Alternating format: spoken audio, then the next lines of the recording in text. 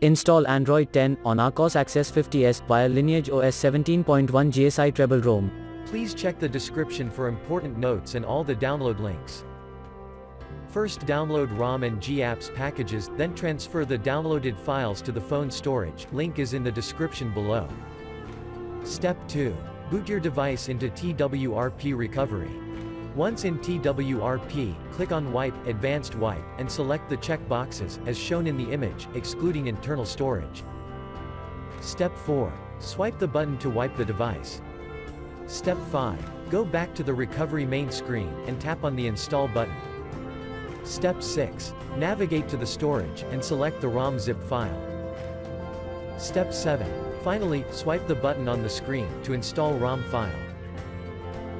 Step 8.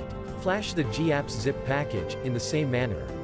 Step 9. After GApps flashing completes, select Wipe Cache and Dalvik from bottom left side of screen, and swipe to wipe. Step 10. When the flashing process is complete, hit Reboot System. That's it, you have successfully installed the ROM on your device.